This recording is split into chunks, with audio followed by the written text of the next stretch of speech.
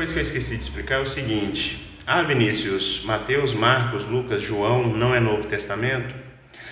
Na teologia a gente aprende que esses livros são livros de transição da lei para a graça. Por quê?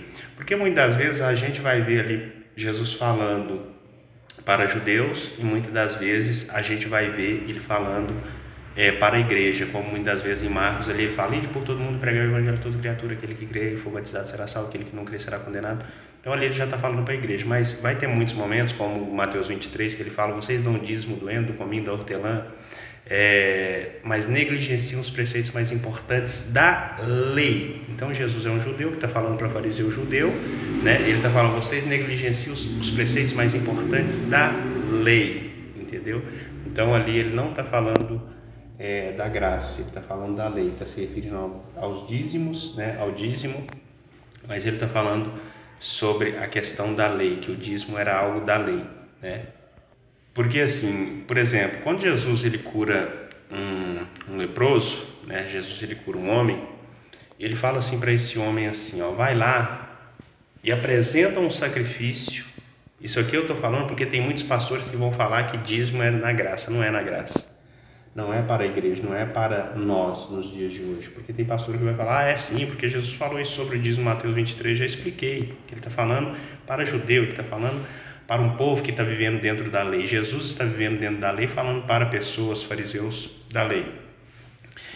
Porque, por exemplo, em outro momento a gente vai ver Jesus curando o homem falando: vai lá agora que você já está curado e apresenta o sacrifício, pega um animal e apresenta um sacrifício lá para o sacerdote, porque quando a pessoa era curada de lepra, ela tinha que apresentar um sacrifício, né? Ali juntamente com o sacerdote.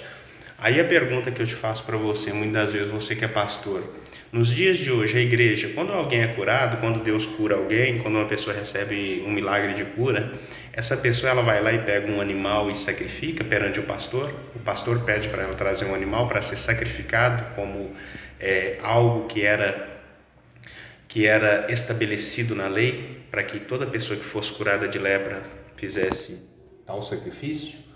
Você vai me dizer, obviamente, que não. Então, muitas das vezes é isso. Por exemplo, aquela mulher que ia ser apedrejada ali, a lei dizia que quando uma mulher fosse pega em adultério, não somente a mulher, o homem também. Eu não sei por que o homem não estava ali, né? Para você ver, é por isso que eu falo. Agora eu vou ser sincero aqui com você. A sociedade é machista sim, tá? Porque ali esqueceram do homem, o homem também era para ser apedrejado, e deixaram o homem e trouxeram somente aquela mulher. Por quê? Porque na verdade a finalidade daquilo ali era pegar Jesus em algum erro. Trouxeram aquela mulher e iam apedrejar aquela mulher. Mas voltando aqui para o assunto, aquele apedrejamento ali aconteceria dentro da lei, porque a lei de Moisés dizia que quem fosse pego em adultério deveria morrer apedrejado. Aí a pergunta, aí Jesus falou toda aquela questão lá, né? Quem não tiver pecado, que atire a primeira pedra. Então eles ficaram constrangidos e não apedrejaram aquela mulher. Mas aquela mulher, ela ia ser apedrejada sim, se fosse dentro da lei, ela ia morrer. Aí uma pergunta que eu faço para muitos pastores hoje, né? Que esse vídeo aqui ele vai para o YouTube. Por exemplo, quando alguém comete adultério dentro da igreja, vocês pegam essa pessoa e levam ela para fora do templo e apedrejam ela? Por exemplo, quando ela comete adultério, quando alguém, seja mulher, seja um homem, comete adultério ali, vocês aplicam a lei de Moisés também a essa pessoa? Então é algo de se pensar.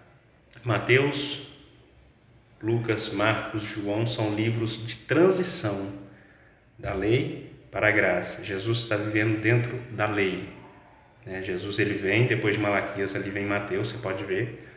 Aí Jesus ele nasce dentro da lei, dentro do contexto da lei. Jesus ele está lá em Israel, ele vive ali, o templo ainda está de pé, o templo não foi destruído porque ele só vai ser destruído lá no ano 70, depois de Cristo, depois que Cristo morre após 70 anos, né? O templo vai ser destruído. Por isso que hoje não existe essa coisa de santidade ao templo santo do Senhor. Aquilo que o Edir Macedo fez lá em São Paulo, reconstruir o templo de Salomão, aquilo é uma blasfêmia diante de Deus, né?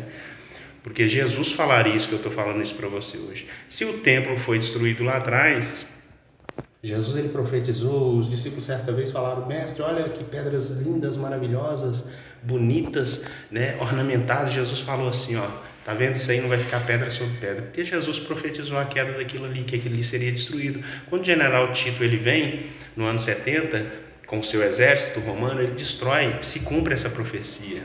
Ali o templo ele é destruído. Aí o Edir Macedo vai lá em São Paulo e me reconstrói o templo de Salomão de novo. Então é brincadeira o negócio desse.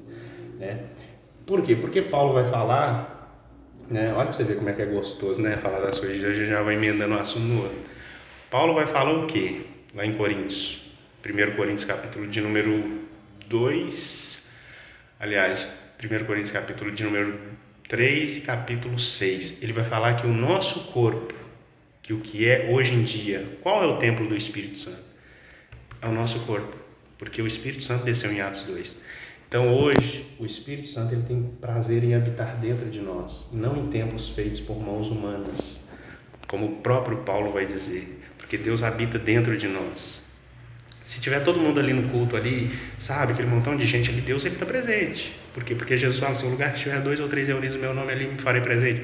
Agora você imagina um lugar que tem 100, 200, 500, quanto mais pessoas, mais a unção é forte, mais o Espírito Santo ele manifesta o poder dele ali. Mas se todo mundo for embora para casa, você acha que Deus vai ficar fazendo o que ali? Entendeu? Salomão certa vez chegou para Deus e falou assim, olha, Salomão falou assim para Deus, vou construir um templo para o Senhor. Deus olhou para ele e falou, um templo para mim? O céu é o meu trono, a terra é o estrado dos meus pés. Aonde, como construireis um templo para mim? Ou seja, eu sou muito grande para caber dentro de um templo de pedra. Por isso que eu falo, Deus ele está em todo lugar. Independente da geografia, do lugar onde você está, Deus ele está em todos os lugares. A Igreja de Cristo, a gente aprende isso aqui também na teologia, né? Quando eu fiz há um tempo atrás, que o corpo de Cristo ele é invisível no mundo. Ele não está enlatado num lugar entre 4 paredes, não. É um cristão aqui, é um cristão lá, é um cristão. Não importa a geografia, não importa se está dentro de um templo, sabe, de tijolo, porque hoje templo não existe mais. Existem os lugares onde a gente vai congregar. Olha para você ver, congregação. O que é uma congregação? É um ajuntamento de pessoas, aonde aquelas pessoas ali vão para adorar o único Deus, ouvir a palavra, né? Cantar louvores. É uma congregação. Deus ele se faz presente. Da mesma forma que Deus ele se faz presente entre 4 paredes, muitas pessoas podem se reunir debaixo de uma árvore, num parque, debaixo de uma ponte, não importa. Então hoje a gente comete um erro muito grande de falar, eu vou lá no templo, eu vou lá na igreja. Não, querido. Eu sou um membro, você é um membro. Os membros formam um corpo, né? Que é uma congregação, que é o corpo de Cristo, a noiva de Cristo. A gente usa esse termo erroneamente, quando a gente fala, eu vou ir lá na igreja. Não, eu sou um membro, eu sou participante da igreja, eu sou a igreja, entendeu?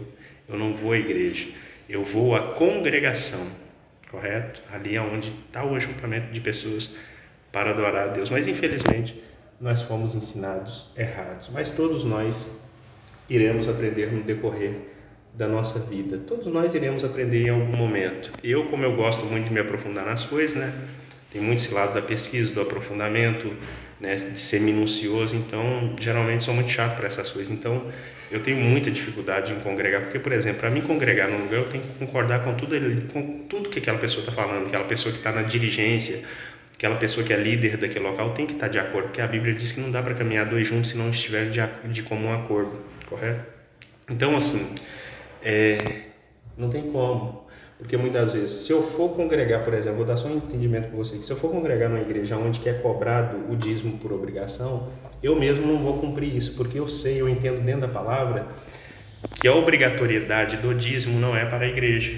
Então, aí, por muitos pastores que talvez não tenham entendimento, não estudaram a Bíblia, não são aptos a ensinar, vai falar que eu sou rebelde. Mas não é que eu sou rebelde, é porque eu sou verdadeiro, sou sincero dentro da palavra de Deus ali. Eu não posso fazer nada. Quando o pastor, alguém, o guia que está ensinando, como a Bíblia diz, Jesus ele fala assim, ó, Jesus ele falou certa coisa, certa vez, né, ali que escandalizaram os fariseus, os líderes judeus, né, os que ensinavam o povo. Aí os discípulos falaram assim, mestre, eles ficaram escandalizados com o que o Senhor falou. Jesus falou assim, ó, deixai isso. Na verdade, Jesus falou assim, ó, toda planta que meu pai não plantou será arrancada. Aí Jesus vira e fala assim, ó, deixai-os, deixai-os, ou seja, deixem eles. Por quê? Porque eles são guias cegos, Jesus fala. Porque se um cego vier a guiar outro cego, ambos cairão no buraco. Então é um cego que está ali ensinando. Se a pessoa não tem entendimento, ela não foi preparada, Deus não deu o dom do ensino para ela. Como é que ela vai ensinar outras pessoas? Ela vai levar todo mundo para o buraco. Eu tenho grande dificuldade. Estou vendo que o pastor ali está ensinando errado, né? Eu não sei se é por ignorância ou se é por malícia, mas quando eu vejo, eu falo, caramba, o cara está ensinando errado.